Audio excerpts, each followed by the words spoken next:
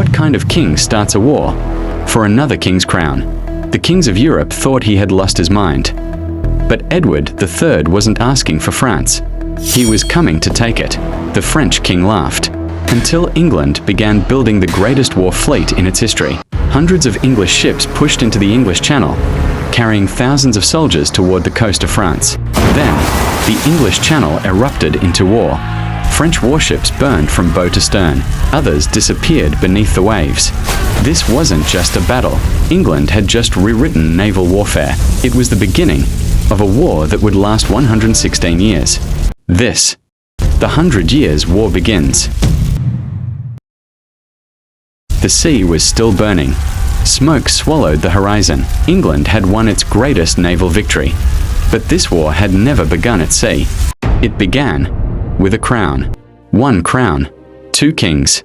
But only one could wear it. England watched from across the sea. France was not just another kingdom.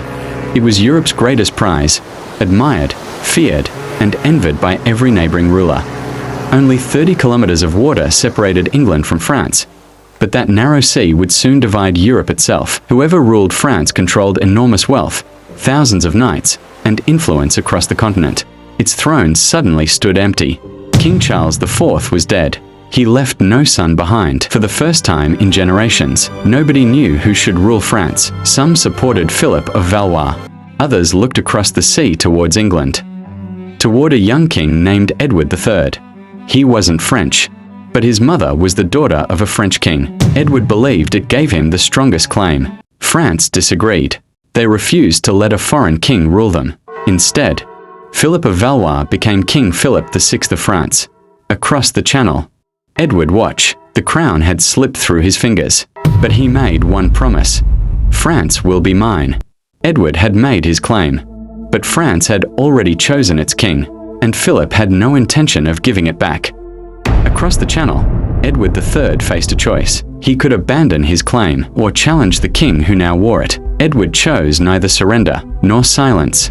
He would keep his claim, and Philip would have to live with it. Then the dispute became something more dangerous. Philip demanded that Edward recognize him as King of France. Edward refused.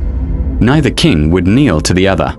So France applied pressure where England was weakest. French forces moved against England's possessions. Edward's grip on France began to weaken, but France had another weapon. Scotland, England's old enemy, was still watching, and France knew exactly where to strike. If Scotland rose again, Edward could be forced to fight on two fronts. England could not afford that war.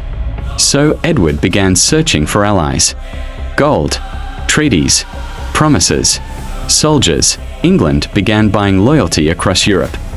France was building alliances of its own. Europe was beginning to choose sides. This was no longer a dispute over a crown. It was becoming a struggle for power, territory, and the Channel itself. Diplomacy had failed. Armies were gathering. Fleets were preparing, and neither king was willing to back down. The crown had been disputed. Now, war was coming. Edward III knew that if England was going to survive, it needed an army.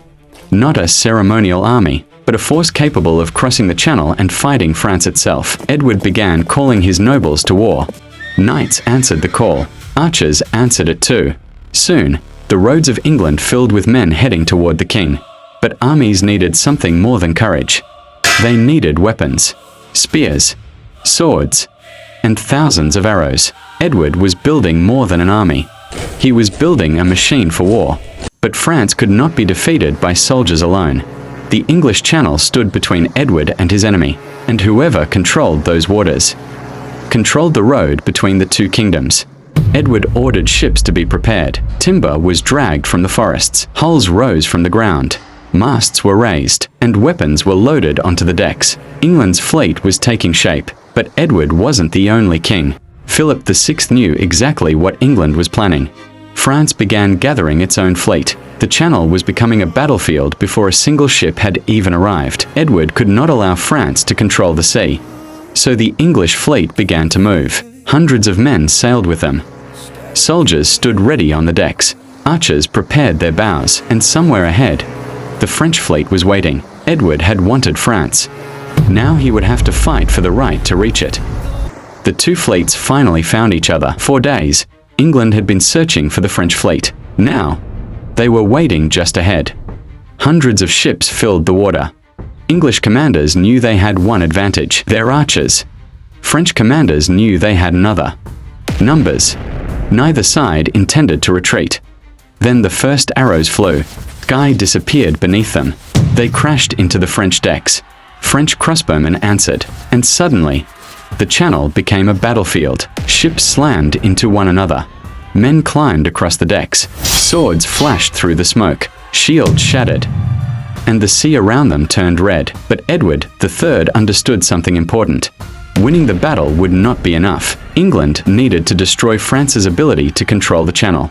The English pressed harder. French ships began losing their formation. One ship caught fire, then another. Smoke swallowed the battlefield. French commanders struggled to regain control. But the English kept coming. The battle had become a fight for the sea itself, and Edward III was about to discover just how valuable control of the channel could be, because beyond those waters lay France, and Edward intended to reach it. But first, the French fleet had to be broken. The Battle of Sluys had begun, and England was about to fight for control of the channel. The battle had become a nightmare for the French. Their formation was collapsing around them. English archers kept firing from the decks. Every wave of arrows created another opening. Then the English began boarding the French ships. One deck after another became a battlefield. French sailors tried to cut the attackers down, but more English soldiers kept coming. The French fleet was trapped in its own formation. They had nowhere to maneuver. Then fire spread across the fleet. Another ship caught fire beside it. French commanders could barely see their own men. Orders disappeared beneath the screams. Ship after ship was captured. The French line was breaking apart. What began as a fleet was becoming a wreckage field. Edward's gamble was beginning to pay off. England had survived the French challenge. More importantly, France had lost control of the channel. The sea route between England and France was now open, and Edward had achieved something his enemies had feared. England could now move armies across the sea. France could no longer assume the channel belonged to her. The victory changed the balance of power. But victory at sea came at a terrible price. Thousands had fought. Many would never return home. Yet the English fleet remained afloat, and the French fleet had been shattered. Edward III had won the sea, but France was still standing, and Edward's war had only just begun. News of the defeat reached France before the survivors did. By the time the doors of the royal court opened, everyone already knew something had gone terribly wrong. The English had broken the French fleet, and now the channel was open. For Philip, that meant one thing: England could now bring an army straight to France. The French had stopped an English invasion before. Now he had to prepare to stop the next one. Across France, orders began moving faster than armies. Castles were reinforced. Soldiers were summoned. And Philip began preparing for a war that was no longer theoretical. But Edward had already understood the advantage he had won. He didn't need to conquer France all at once. He needed to make France bleed slowly, raid its towns, burn its supplies, destroy its ability to keep fighting, and force Philip to chase him. Because Edward knew something Philip did not. England did not need to win every battle. It only needed to survive long enough to keep coming back. And England had another weapon France could not ignore: the longbow. Thousands of archers could turn an open field into a killing ground, and Edward intended to use them. But armies don't march on weapons alone. They needed food, horses, money, and Edward needed more allies. England began reaching across Europe. Gold bought soldiers, treaties bought time, and every alliance made France more nervous.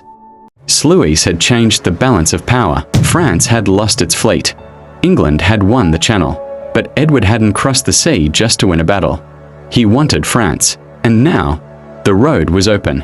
If you want to see what happens when Edward takes the war onto French soil, follow the series. The next chapter begins there.